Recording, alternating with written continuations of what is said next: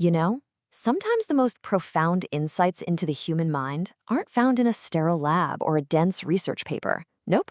Sometimes they're hidden in the pages of a classic story. Today, we're going to see how a novel that's nearly a century old gives us an absolute masterclass in what makes people tick, and why we're all so quick to judge a book or, a person by their cover.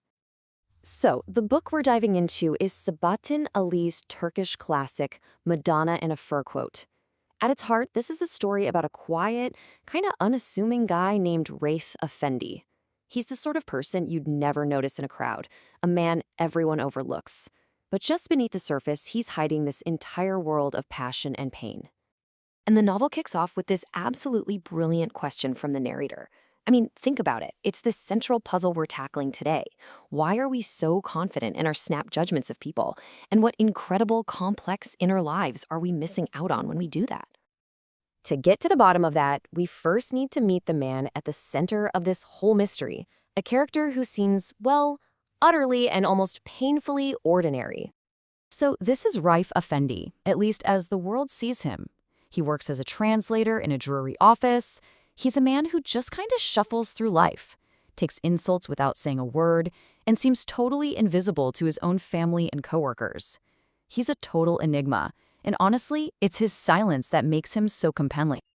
So how do we get inside his head and the heads of the people around him? Well, we're going to use what I like to call a psychological toolkit.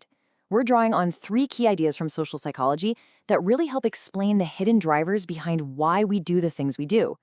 First up in our kit is self-esteem.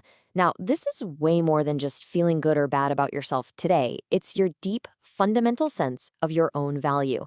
And as we're about to see, whether that feeling is rock solid or super fragile can change literally everything about how you move through the world. Next, we've got self-verification theory. And this one is so fascinating because it feels a little backward.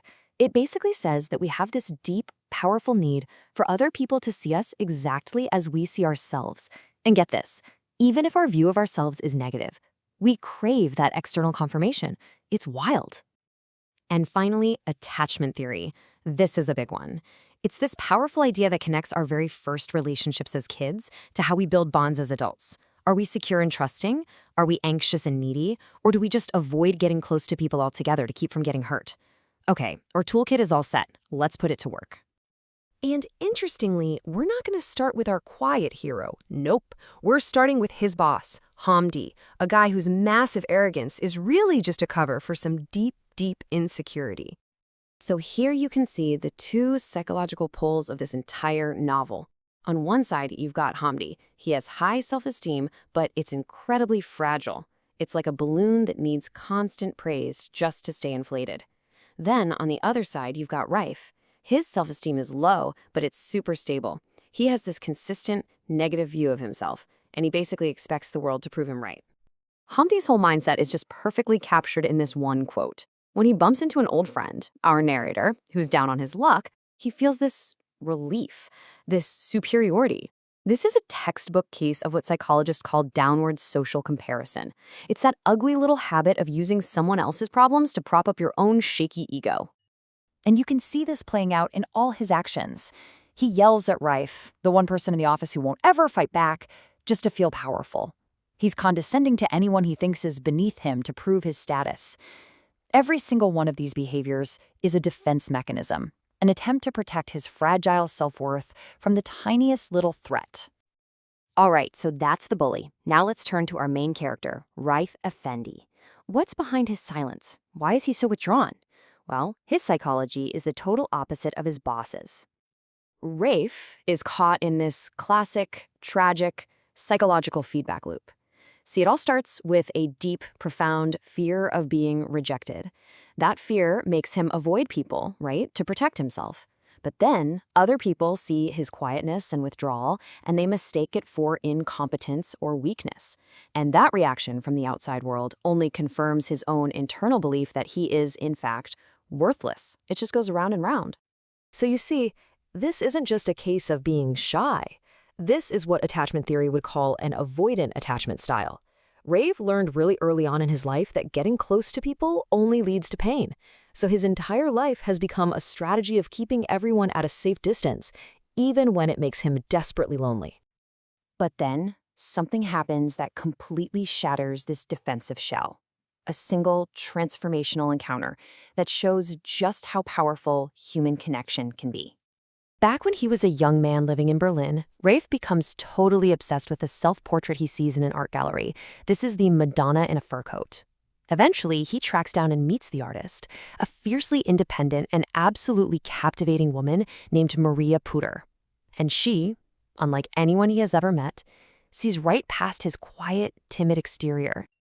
And with Maria, Rafe experiences this profound truth firsthand.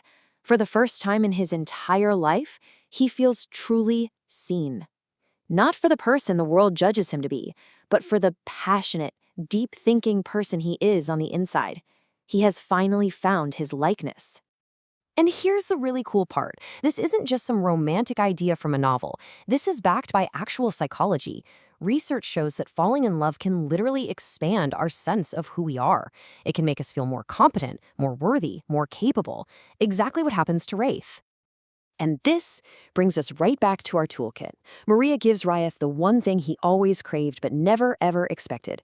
She gives him self-verification with love.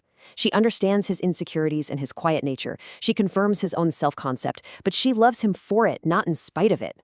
And that acceptance is what finally breaks his cycle of anxiety and allows him, just for a little while, to live without fear. So, what's the big takeaway here? What can we learn from this story, written decades ago in a totally different time and place? Well, the answer is that a truly great novel like this one isn't just a story. It's a rich, detailed psychological case study. It gives us all this incredible data on the timeless patterns of human behavior that psychologists are still studying today. Think about it. The insecure bully and the silent loner, they aren't just characters, they're archetypes of the human condition. Their struggles with self-esteem, their deep need to be seen for who they are, their whole dance with connection and avoidance, those are our struggles. They show us that universal, timeless quest just to feel worthy and to feel understood. And that leaves us with one final thought to chew on. This novel shows us just how powerfully our lives are shaped by the stories we believe about ourselves. So the real question is, if your own perception of yourself is a story, what parts of it might be fiction? And who in your life has the power to help you write a better one?